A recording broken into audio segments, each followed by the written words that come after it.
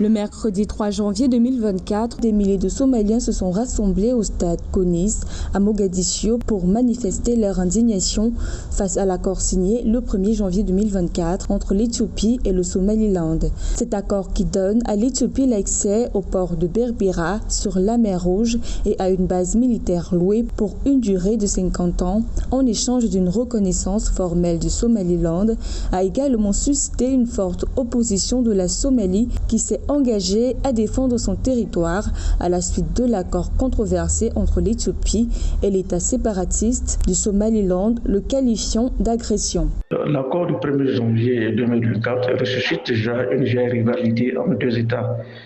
la Somalie et l'Éthiopie, qui est une rivalité séculaire, qui en réalité, ces deux États qui depuis le régime de Siad Barre, qui luttait essentiellement en termes de leadership pour le contrôle de la Corne de l'Afrique. Et cette rivalité est ressuscitée aujourd'hui avec l'accord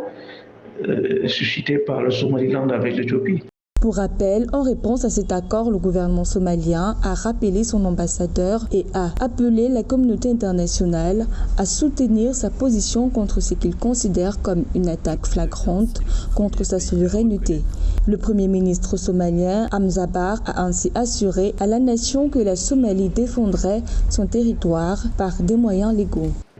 L'Éthiopie, déjà, État fédéral qui est confronté essentiellement à des crises communautaires, peut être contrarié,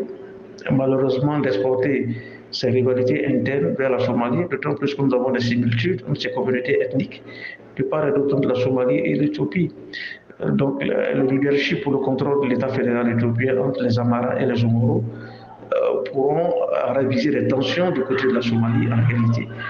Le Premier ministre somalien a ainsi averti que l'accord pourrait potentiellement relancer le groupe militant islamiste de Al-Shabaab et avoir également un impact sur la dynamique régionale et les routes commerciales maritimes. De son côté, le président égyptien Abdel Fattah el-Sisi a promis son soutien à la Somalie alors qu'un désaccord profond s'est ouvert avec l'Éthiopie au sujet de l'accord d'accès maritime passé avec le Somaliland.